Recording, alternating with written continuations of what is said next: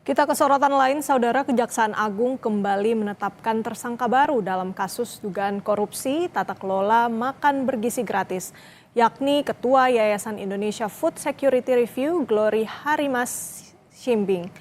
Sementara Wakil Presiden Gibran Rakabuming Raka pastikan berkomitmen memperbaiki tata kelola MBG, salah satunya dengan berupaya melibatkan kantin sekolah di wilayah 3T.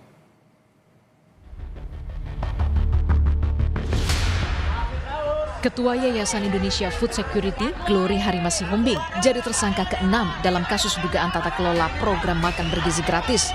Glory ditetapkan sebagai tersangka atas dugaan perannya bekerja sama dengan mantan Kepala BKN, Dadan Hindayana, diduga menjual dapur SPPG di sejumlah titik pada calon mitra MBG.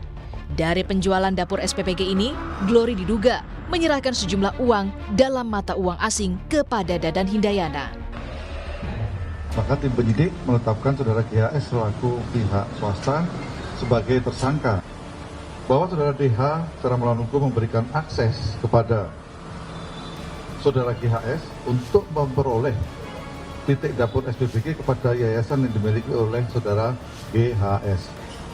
Selanjutnya, setelah yayasan saudara GHS memiliki titik dapur, yayasan tersebut menjual titik dapur SPPG kepada pihak-pihak yang berkeinginan untuk mendirikan dapur di daerah lokasi titik dapur tersebut. Setelah melakukan pengaturan titik-titik SPPG tersebut, saudara GHS secara melawan hukum memberikan sejumlah uang, baik mata uang asing maupun mata uang rupiah kepada saudara DH yang diberikan secara tunai dan bersumber dari mitra-mitra MBG yang meminta bantuan kepada saudara GHS agar menjadi mitra MBG.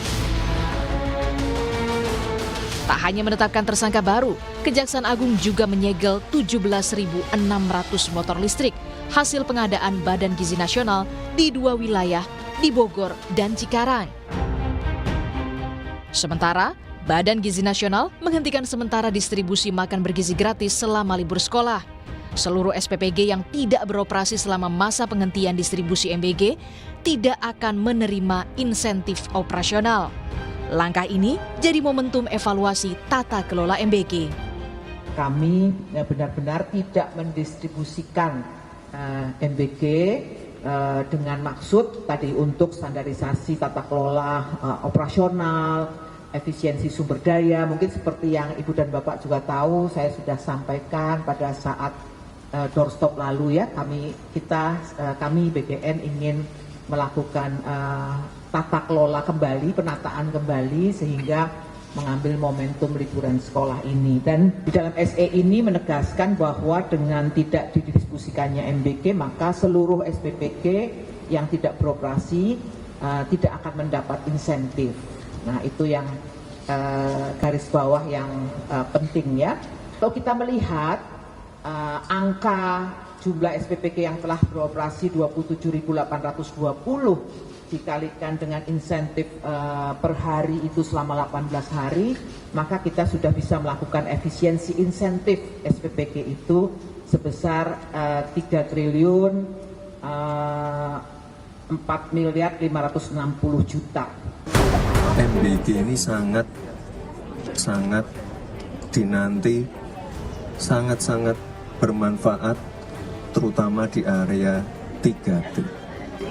Sementara, ditemui saat kunjungan kerja bersama dengan sejumlah mahasiswa di SD Negeri di ND Nusa Tenggara Timur, Wakil Presiden Gibran Rakabuming ingin melibatkan kantin sekolah, gereja, pesantren hingga orang tua murid dan ibu PKK dalam program MBG, khususnya di daerah 3T. Dan ini untuk di 3T sendiri ada wacana untuk melibatkan kantin sekolah dalam MBG. Nah, ini tanggapannya seperti apa, Mas? Ya, itu saya kira bagus sekali. Bukan hanya kantin sekolah ya, mungkin bisa melibatkan pesantren, melibatkan gereja, melibatkan SMK Tata Boga, melibatkan ibu-ibu PKK, melibatkan orang tua murid, semua bisa dilibatkan. Sebelumnya, Kepala BGN, Nani SD yang mewacanakan pelibatan kantin sekolah dalam program MBG, khususnya di daerah 3T yang memiliki jumlah murid sedikit. Tim Liputan, Kompas TV.